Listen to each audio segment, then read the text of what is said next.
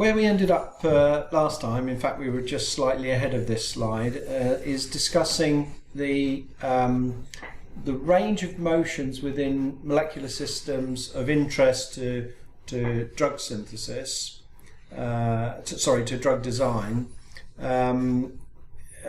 by molecular modelling processes such as molecular mechanics and molecular dynamics. If we're looking at dynamical motions of molecules and trying to simulate that and capture that behaviour, we can do these sorts of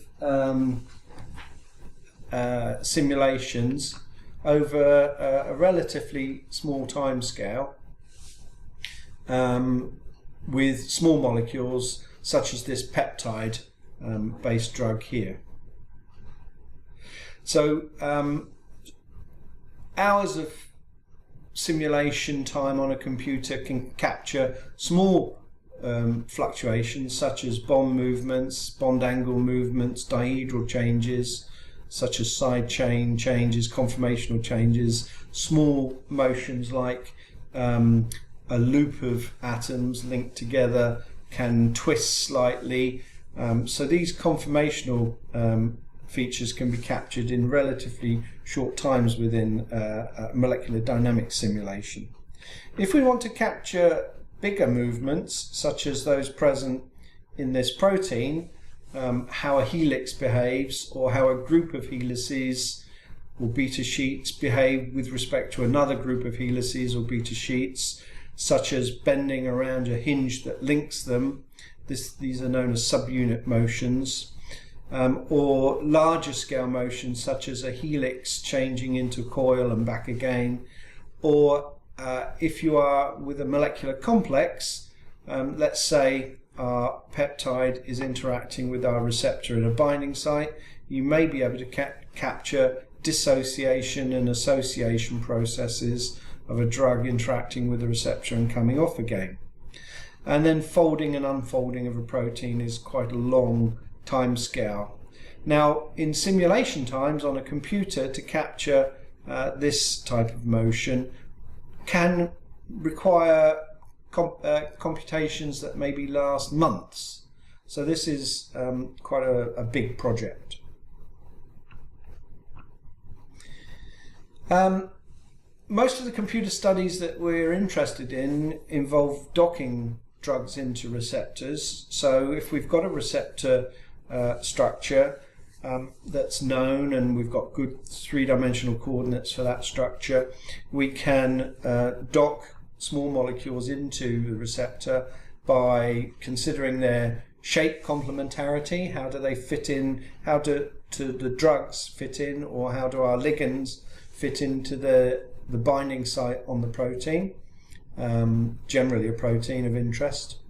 The van der Waals interactions, electrostatics and hydrogen bonding, all stuff that you've met in the first year.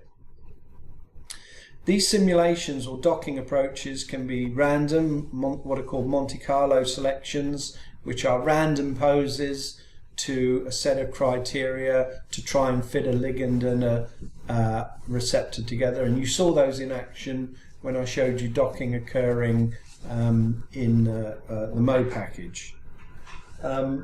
You can also undergo a more extensive molecular dynamic simulation to see how a drug interacts with its receptor and binds into it.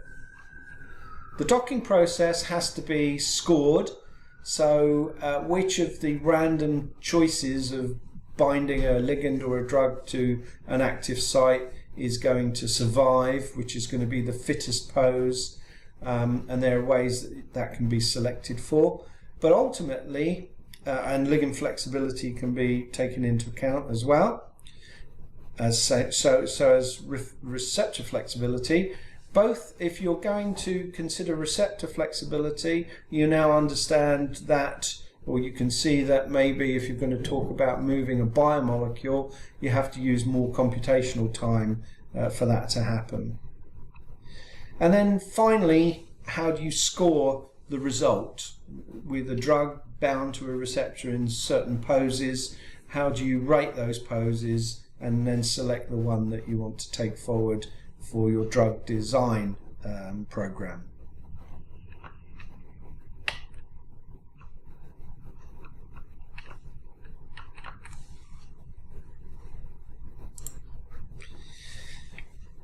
So, what have we got to do to achieve molecular docking? We need a receptor and a ligand ready to go for interaction.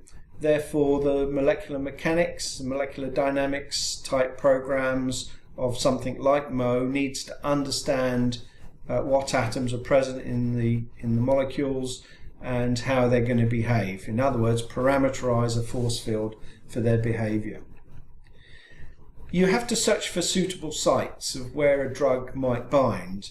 Proteins are complex structures, but generally there is an identifiable binding site on the receptor. And in this case, we've located it here. This is Mo's approach to locate binding sites by looking for hydrophobic and hydrophilic sites. That defines a site for complementarity studies for random poses of the ligand at the receptor. So you calculate those random poses, and we have to do enough of those to get and this problem is, what's the length of a piece of string? It's really experience of the modeler and an understanding of what would be the expectation of how long you have to search for the type of drug or ligand with the receptor. And then evaluation of the docking that you've performed by approximating a free energy, which gives you an idea of how well that binds to the receptor. In terms of complication, you can have a rigid receptor and a rigid drug, and that's for very rapid screening. So you're not taking into account, it's more or less a lock and key approach, where you've got a well-defined key and a well-defined lock. If you want the receptor to remain rigid but the drug to be flexible, which is a little more refined, rapid approach, and that allows the drug to adapt to the shape of the site it's binding to. And then finally, flexible. This was what I'm calling deep dive docking. In other words, you're diving deep to understand the real interaction between the receptor and the ligand. What do we need to do if we are modeling a target system with little or no structural data? We don't have to give up if we don't have X-ray data on a target. We can do something called homology modeling, which allows us to take a target system which, as long as it's got closely related structures, related targets of known structure, then homology modeling is possible. What we do here is we select a template as to what's the closest model that is of known structure and sequence. We align the sequences. We then take that model and generate a structure by various means. We can take fragments of a protein and match them up across a sequence of X-ray structures that are a known structure, and fit them to the template that is going to be built, and then we link them together. And if there is any information known about the structure that's outside of X-ray or neutron diffraction, things such as NMR or other spectroscopy information that's known about distances in the system, we can bring those to play. We can model the loops. This is where fragments are not particularly pinned down within X-ray databases or structural databases, and we do have to model loops because they're very flexible parts of proteins, and then settle on a loop conformation, and then assess the model as to how good it is, and how what's the likelihood of the residues that we've mapped to a structure ending up with one another, next to one another. And the benchmarking for these is the computer-aided structure prediction events that occur at least every other year to assess the validity of how well these models do.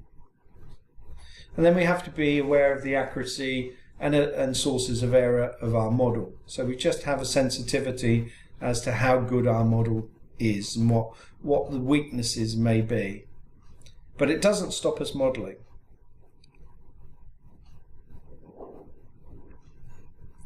So how do we select a template? Well, let's say this is a pretty good example. This is the kinase family tree, and this is a family tree of related kinases. You can see there are various letters here: TKL, STE, CK1, CAMK, TK. These are all branches of a family tree of enzymes known as the kinases that are related. And the family tree works like this, that if you've got an enzyme on this side of the family tree, it's very distantly related to an enzyme on this side of the family tree. Saying that, if we've got structures on a branch of the family tree, these are obviously closely related to one another. And this is the scenario that you're maybe looking for. So let's look at the TKL branch, which is here. And let's say we're trying to model one of the structures here, one of the targets here that's of known structure. We've got related kinases, so we've got a TKL that we want to model. We know that there are some structures of TKL enzymes that have been modeled, that have been structurally determined, maybe by crystallography. And this is the one we want to model. Then we take the sequences of the purple target, the sequences of the known structures, and we try and align them.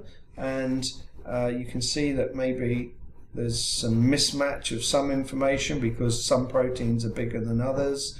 We're trying to get the codes very close to one another. This matches a primary sequence and tells us how closely related the structures are.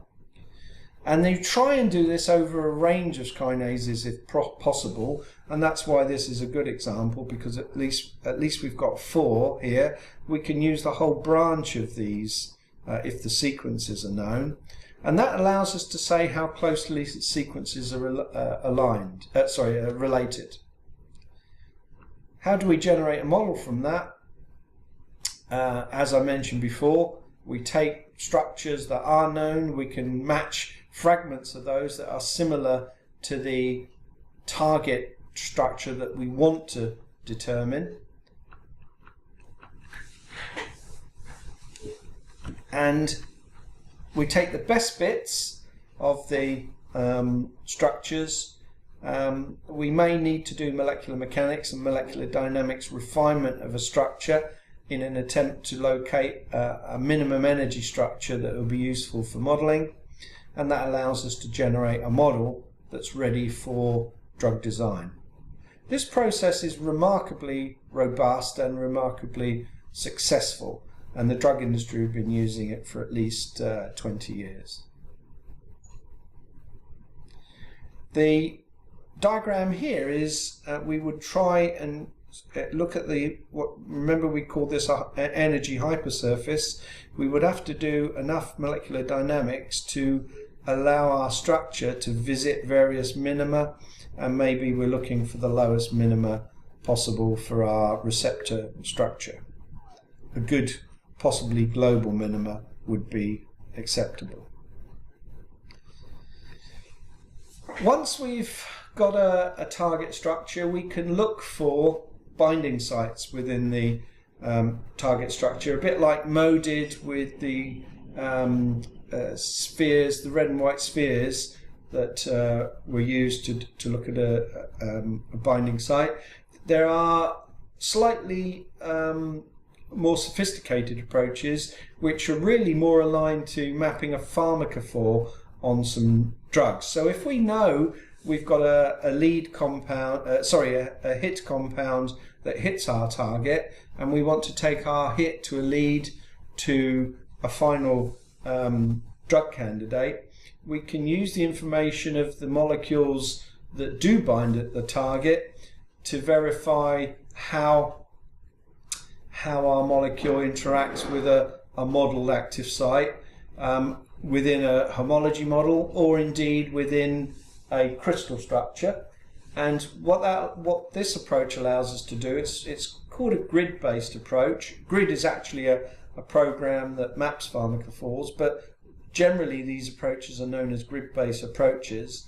And what we do is we plot the energy with respect to bonded and non-bonded interactions between our drug and our receptor, and that allows us to map areas on a drug that have some complementarity with a binding site. And we can also do the reverse. We can map sites on the receptor and see how complementary these regions are in space when we model the two together.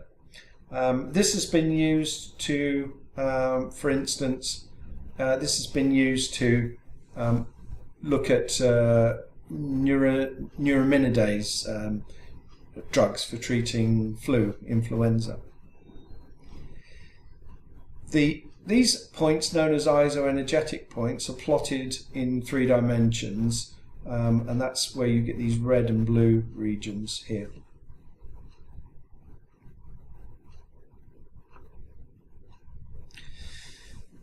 What calculated properties or descriptors can one generate from a drug structure? And we talked about these when we looked at high throughput screening, virtual high throughput screening at an earlier point. But just to revisit these, we can get geometrical, we can get conformational geometries of interest, bond lengths, angles, distances between functional groups, etc.